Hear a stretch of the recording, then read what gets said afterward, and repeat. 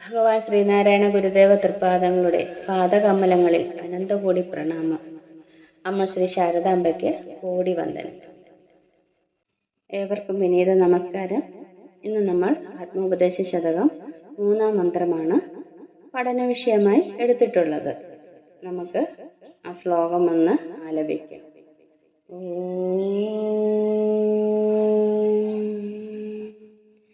വെളിയിലിരുന്ന വിവർത്തം ഇങ്ങു കാണും വെളി മുതലായ വിഭൂതി അഞ്ചും ഓർത്താൽ ജലനിധി തന്നിലുയർന്നിടും തരംഗാവലി അതുപോലെ അഭേദമായി വരേണം.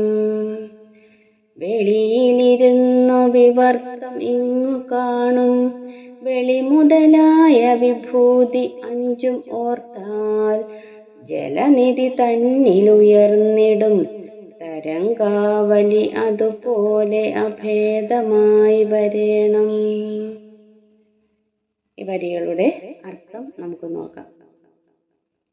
വെളിയിലിരുന്ന്, അതായത് വെളിയിൽ ഇരിക്കുന്നത് പോലെ വിവർത്തം ഇങ്ങു കാണും. വിവർത്ത രൂപത്തിൽ നാം കാണുന്ന വെളി മുതലായ, അതായത് ആകാശം മുതലായ.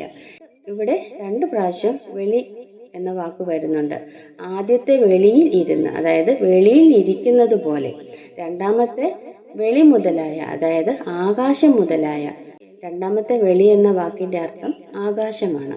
ആകാശം മുതലായ വിഭൂതി അഞ്ചും, ഈ 5 ഭൂതങ്ങളെയും ഓർത്താൽ, മനന വിഷയമാക്കിയാൽ, ജലനിധി തന്നിൽ, കടലിൽ, ജലനിധി എന്ന് പറഞ്ഞാൽ കടലിൽ, ഉയർന്നിടും, ഉണ്ടായി മറയുന്ന തരംഗാവലി, തിരകളുടെ നിര, അതുപോലെ എന്നതുപോലെ അഭേദമായി വരേണം, അഭേദമായി വരണം എന്നാണ് ഈ ശ്ലോകത്തിന്റെ വാക്കുകളുടെ അർത്ഥം.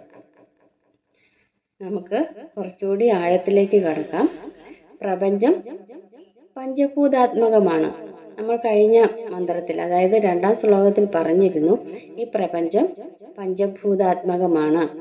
ആകാശം, വായു, അഗ്നി, ജലം, പൃഥ്വി എന്നിവയാണ് ഈ പഞ്ചഭൂതങ്ങൾ. പഞ്ചഭൂതങ്ങൾ കൊണ്ടാണ് ഈ പ്രപഞ്ചത്തിലുള്ള സകലതിനെയും, അതായത് കല്ലും പുല്ലും പുഴയും പുഴുവും മാനും മനുഷ്യനും എല്ലാം ഉണ്ടായിട്ടുള്ളത് ഈ പഞ്ചഭൂതങ്ങൾ കൊണ്ടാണ്. ഇവിടെ വിശേഷ രൂപത്തിൽ വർത്തിക്കുന്നത്, അല്ലെങ്കിൽ വിവിധ രൂപത്തിൽ കാണപ്പെടുന്ന എല്ലാറ്റിനും ആദിമമായ ഒരു ഏകസത്തയുണ്ട്, ഒരു മൂലകാരണമുണ്ട്. നമ്മൾ ആ ഏകസത്തയെ കണ്ടെത്തണം. നമുക്ക് പെട്ടെന്ന് നോക്കുമ്പോൾ ഈ മൂലകാരണത്തെ നമുക്ക് കണ്ടെത്താൻ കഴിയുകയില്ല. അതിനിവിടെ ഒരു ഉദാഹരണം പറയുന്നുണ്ട്. കടലിൽ തിരകൾ എങ്ങനെയാണ് മുറമുറയായി ഉയർന്നു പൊങ്ങിക്കൊണ്ടിരിക്കുന്നത് കാണാം, അല്ലേ?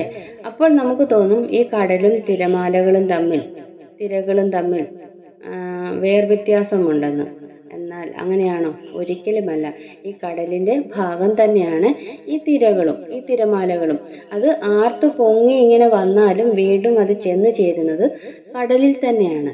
അതുപോലെയാണ് വെളിയിലിരിക്കുന്ന എല്ലാ വിഷയങ്ങൾക്കും കാരണമായിരിക്കുന്ന ഒരു പരവെളി ഉണ്ട്.